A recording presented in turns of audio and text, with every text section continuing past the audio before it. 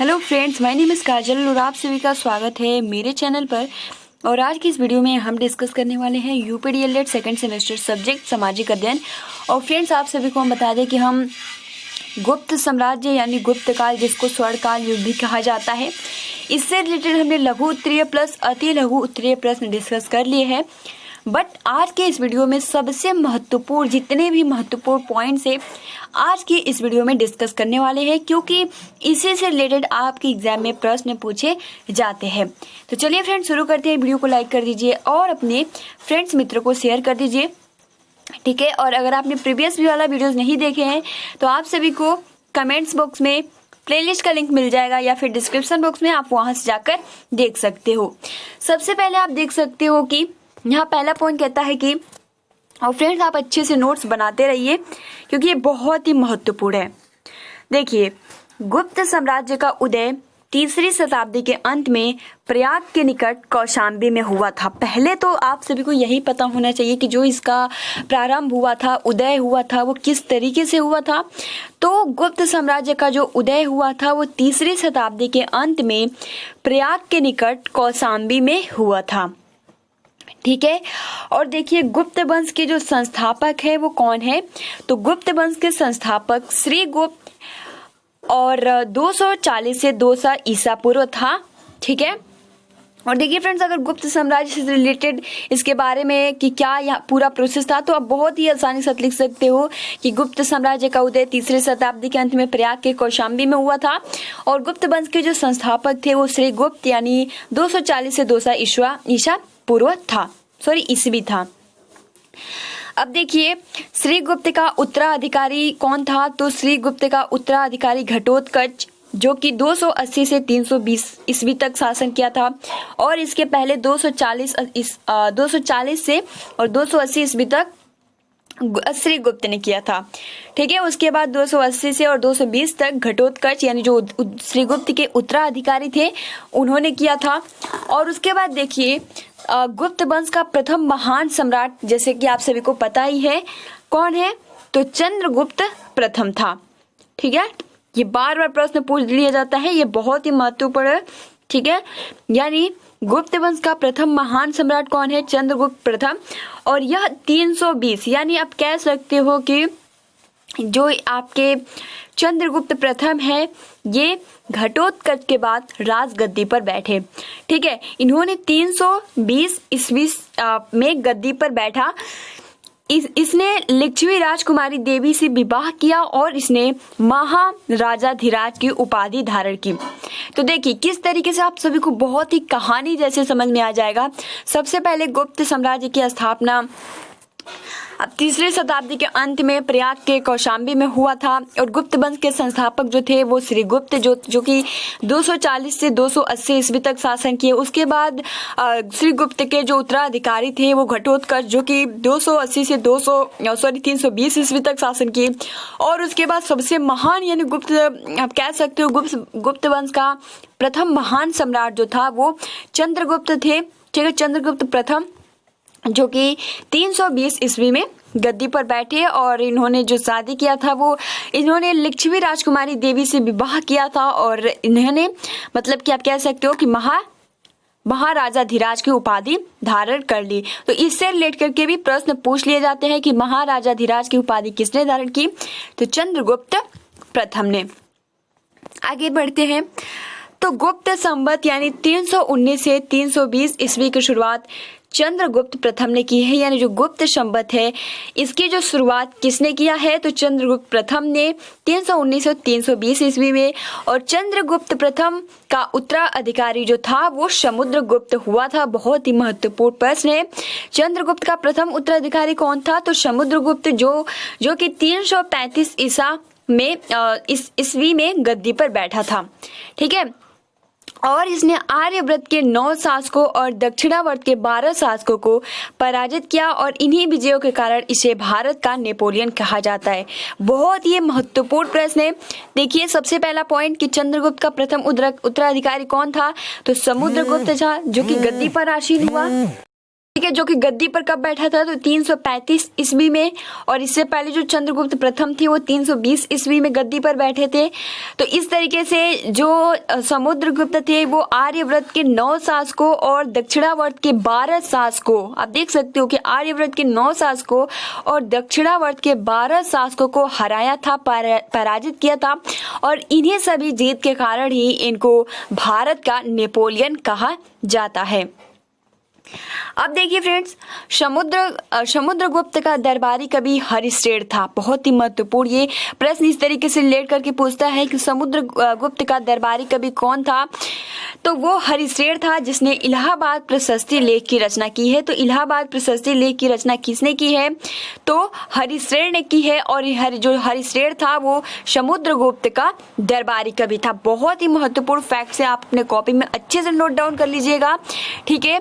और उसके बाद देखिए, समुद्रगुप्त किसके उपासक थे, तो विष्णु के उपासक थे, और समुद्रगुप्त ने अश्वमेध कर्ता की उपाधि धारण की थी। प्रश्न इस तरीके से आ सकता है कि अश्वमेध कर्ता की उपाधि किसने धारण की, तो समुद्रगुप्त ने धारण की थी।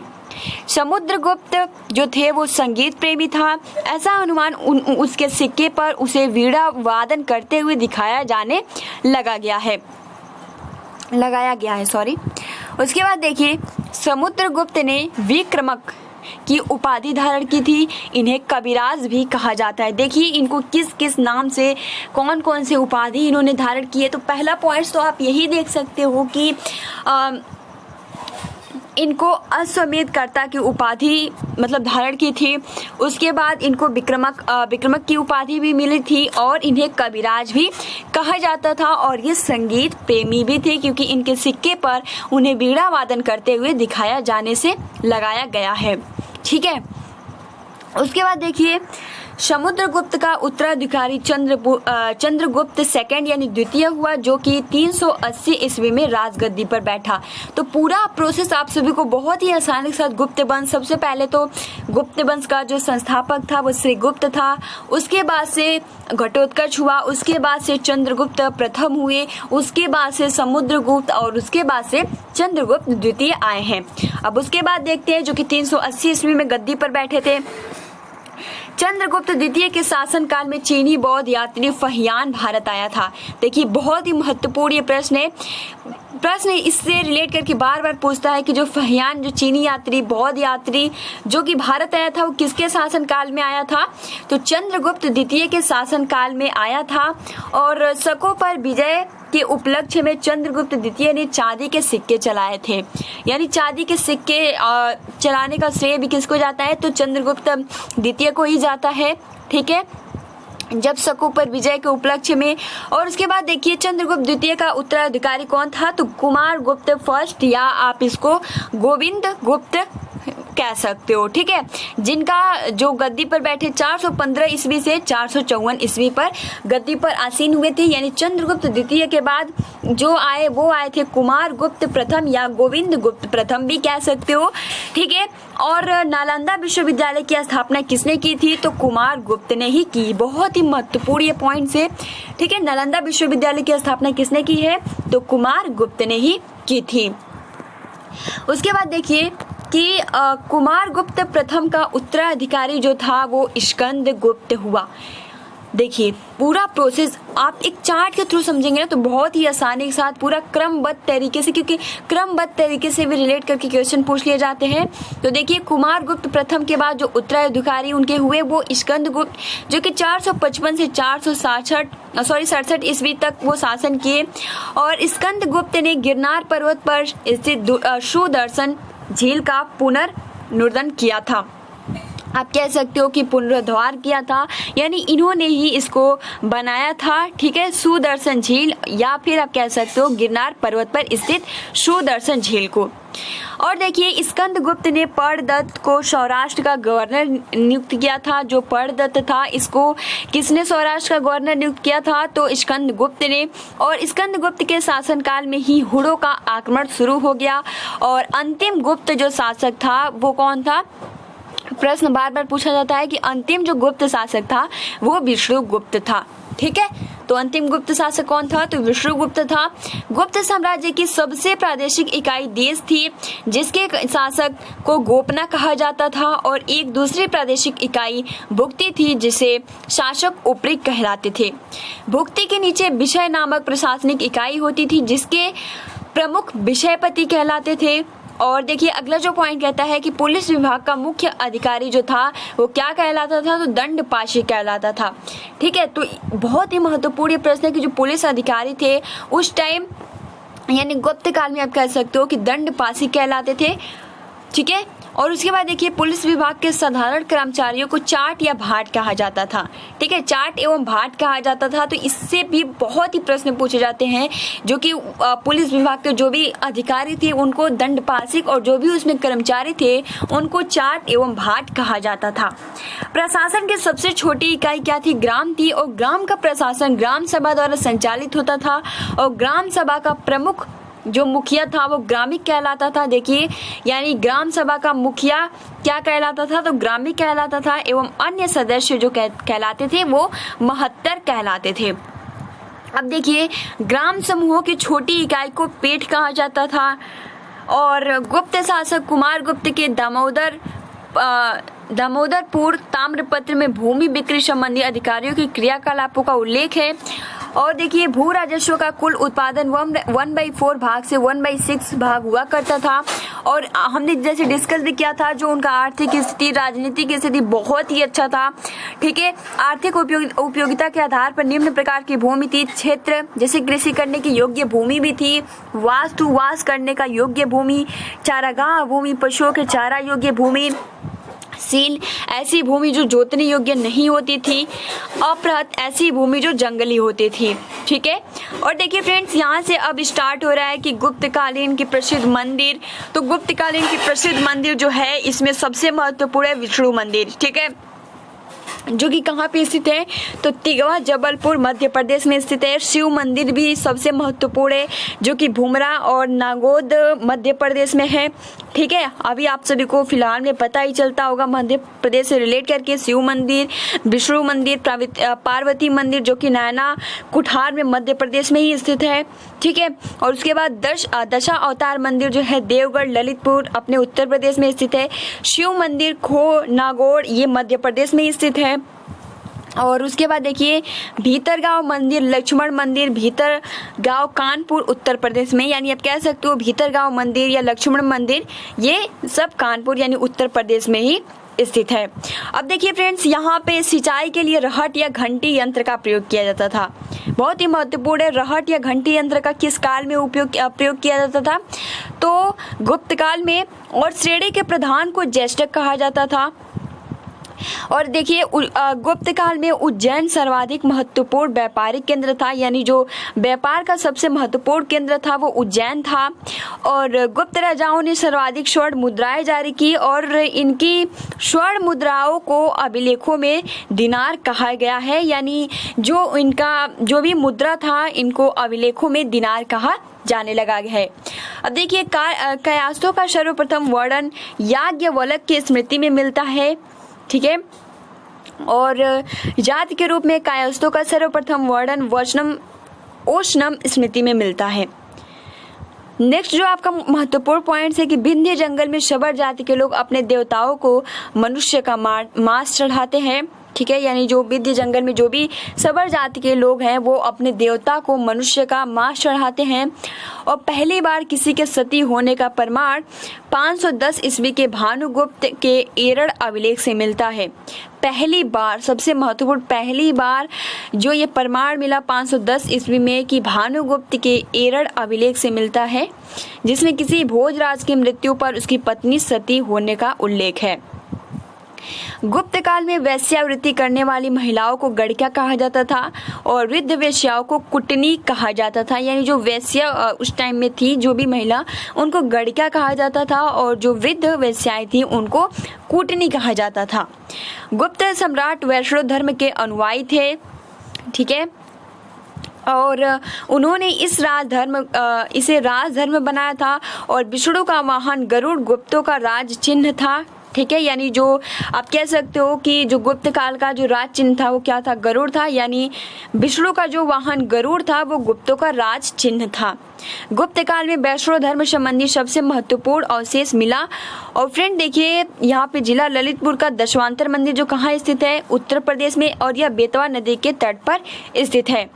उसके बाद देखिए फ्रेंड्स कुछ महत्वपूर्ण पॉइंट्स, अजंता में निर्मित कुल 29 गुफाओं में वर्तमान में केवल 6 ही शेष हैं, जिनमें गुफा संख्या 16 एवं 17 ही गुप्तकालीन है। और इसमें गुफा संख्या 16 में उत्कीर्ण मरणासन राजकुमारी का चित्र प्रशंसनीय है। गुफा संख्या 17 के चित्र में चित्रशाला कहा गया है, ठीक है।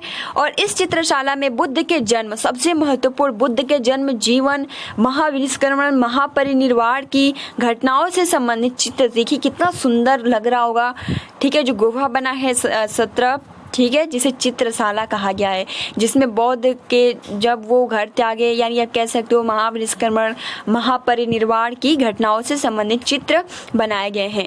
और उसके बाद देखिए अजंता की गुफाएं बौद्ध धर्म की महायान शाखा से संबंधित है, ठीक है।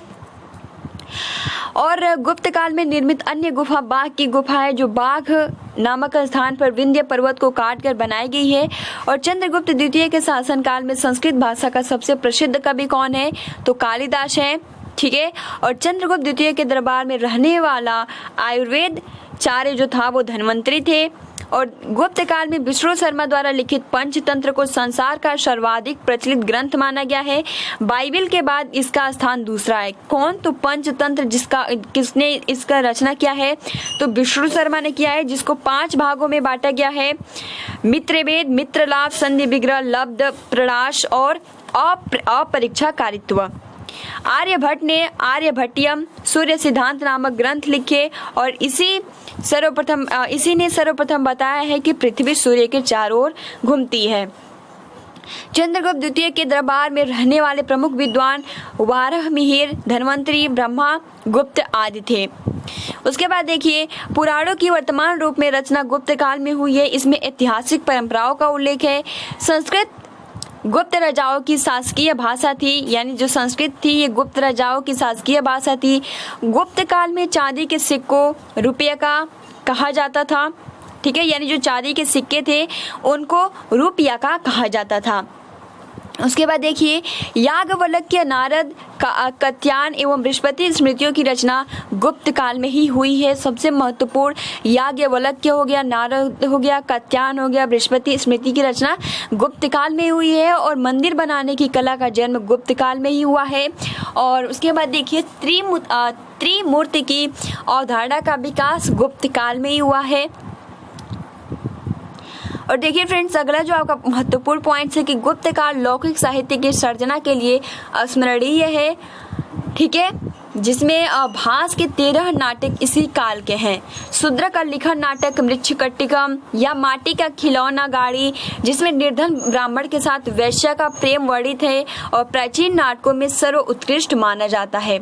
तो ये सब कुछ जितने भी महत्वपूर्ण पॉइंट्स है ये गुप्त काल से ही रिलेट करते हैं। और कालिदास की कृति अभिज्ञान, शाकुंतलम, ठीक है, राजा दुष्यंत एवं शाकुंतलम की प्रेम कहानी की कथा जो है शाकुंतलम प्रथम भारतीय रचना है, जिसका अनुवाद यूरोपीय भाषाओं में हुआ है। और ऐसी दूसरी रचना जो है वो है भगवत गीता, ठीक है। तो ये कालिदास की जो कृति है ये गुप्त काल से ही रिलेटेड है। उसके बाद देखिए यानी कि गुप्त काल को स्वर्ण युग भी कहा जाता है, यानी सांस्कृतिक उपलब्धियों के कारण गुप्त काल को भारतीय इतिहास में स्वर्ण युग के नाम से भी जाना जाता है, जो कि हमने लघु उत्तरीय प्रश्न में डिस्कस कर लिया। तो फ्रेंड देखिए हमने ये पॉइंट्स क्यों लाया, ताकि आप सभी की जो तैयारी है बहुत ही अच्छे से, क्योंकि हमने केवल गुप्त काल के बारे में यही डिस्कस किया था कि इसको स्वर्ण युग क्यों कहा जाता है। ये क्वेश्चन तो हमने डिस्कस कर लिया था, लेकिन हमने ये नहीं डिस्कस किया था कि जो इसकी शुरुआत है किसने की, कौन कौन से, पूरा क्रमबद्ध तरीका क्या इसमें प्रसिद्ध है। तो आज के इस वीडियो में जितने भी महत्वपूर्ण जितने भी प्रश्न पूछे जा सकते हैं, आज के इस वीडियो के थ्रू आप सभी को बहुत ही आसानी के साथ समझ में आ गया होगा, ठीक है। अब हम कल डिस्कस करेंगे जिसे वर्धन वंश या पुष्य भूति वंश भी कहा जाता है। अब हम कल डिस्कस करेंगे, तो वीडियो को लाइक कर दीजिए और अपने फ्रेंड्स मित्रों को शेयर कर दीजिए, ठीक है। मिलते हैं 9 बजे वाली क्लास में। Thanks for watching, take care and best of luck.